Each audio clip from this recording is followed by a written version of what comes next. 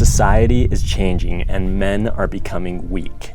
Screen time, less manual labor, broken homes with no male role models, less risk-taking, and a plethora of habits that all result in addictions that are just right at our fingertips. And that's just to name a few of the reasons.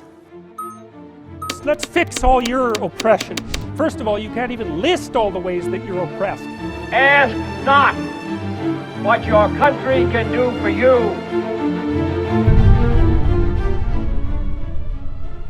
Worldwide, the term victim mentality is trending upwards.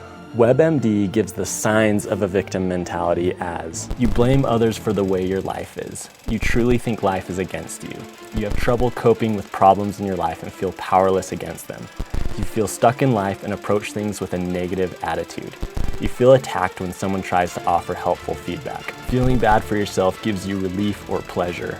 You attract people who blame others and complain about their life, and it's difficult for you to examine yourself and make changes. It also explains that a victim mentality is a learned trait, which means that as a society, we did not inherit this form of thinking. We created it over time. It's not hard to see the rise of a victim mentality in today's easy world. And yes, I do say easy because I lived in Ukraine for 5 years of my life. And I've seen what an actual difficult world looks like.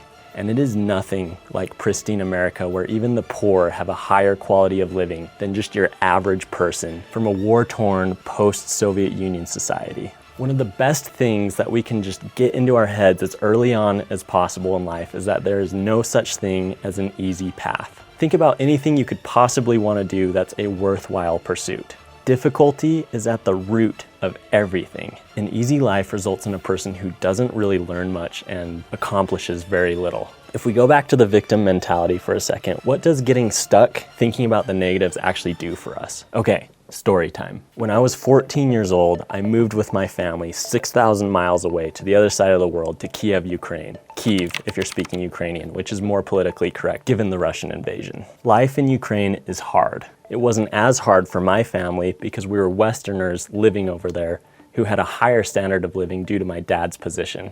We traveled all throughout the country, visiting a ton of different cities, dozens of times each. As a teenager, it was hard learning a new language, getting used to new culture, missing prom, getting a driver's license later, feeling trapped, lonely, and stuck in a country that I just really didn't want to be in. Needless to say, I had a horrible attitude as a teenager, and that's really easy for me to see now that I'm older and more mature. I moved home when I was 17 years old, and then when I was 19, 2 years later, I ended up traveling back to Ukraine to be a missionary for 2 years. This time, my standard of living was lowered a little bit, and like any good missionary for the Church of Jesus Christ Latter-day Saints, I followed a strict schedule that ultimately resulted in working about 75 hours a week, every week for 2 whole years. A lot of horrible things happened while I was a missionary there. Riots broke out. The government collapsed. Russia invaded for the first time, and pretty much everyone in the country was left with some level of trauma.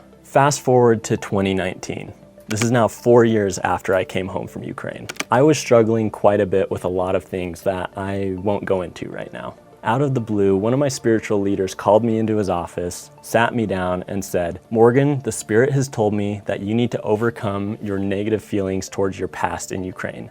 This is something that will change your life." Whether you're religious or not, that little bit of advice is something that shook me to the core and took me on a path that would fundamentally change my life. There were about 100 things that I started working on to pull myself out of these struggles, and one of them was seeing a counselor. I was extremely fortunate to get a counselor who challenged my thoughts and beliefs rather than affirming them. She pretty quickly realized that I had some level of PTSD, but that was never the focus in those sessions. I did EMDR treatment for 5 months, the whole time focusing on how to become more resilient. According to WebMD, these are the common symptoms of PTSD, and these are the ones that I was struggling with. Now in 2023, this is the only one that still affects me somewhat, and I can honestly say it's basically a non-factor in my life. Now, if we look back to my whole 5 years in Ukraine, I probably only enjoyed about 5% of it. The rest was brutal for where I was in life at the time, and yet it was hands down the best thing that ever happened to me. Everything that I'm doing in life can be tracked back to the people that I met or the things that I did in Ukraine during those formative years. I am one of the luckiest people in the world because I got to live in Ukraine for 5 years of my life. That adventure built Morgan Steinegal. Although it's extremely hard to recognize in the moment, the crucibles that we go through in life are often the things that we look back on, realizing that they were one of the most important things that happened to us, recognizing that it made all the difference. And that's why overcoming a victim mentality is incredibly important. I recently read Be Your Future Self Now by Dr. Benjamin Hardy. In it, he talks about post-traumatic growth, or PTG. The signs of PTG are appreciation of life, relationships with others, new possibilities in life, personal strength, and spiritual change. My transformation in 2019 included all of those things. If done correctly, the Cruel Classroom of Life can be one of the best counselors out there. Recently, I watched Arnold Schwarzenegger's new documentary on Netflix chronicling his life. Arnold talks about the fallout from World War II that resulted in a society of broken men. The effects of this were excessive drinking, physical abuse within families, and pretty much anything else that goes along with PTSD. Fortunately for Arnold, he was able to rise above this. Mistakes were certainly made in Arnold's life, including cheating on his wife and fathering an illegitimate child. But one of the things that struck me so deeply about this documentary was Arnold's constant character trait of owning up to his mistakes and turning them into learning experiences. Something we don't really ever see in politics today. Love him or hate him, Arnold Schwarzenegger is a man's man who made post-traumatic growth a central focus of his life. This ultimately led to him moving to the greatest country in the world. Those are his words. Becoming a citizen, emerging as Mr. Universe and Mr. Olympia without any real competitors for years, standing as the most famous person in the world, and then ultimately becoming the governor of California, the most populous state in the country. Not bad for a normal kid in a small town from a broken country after a world war.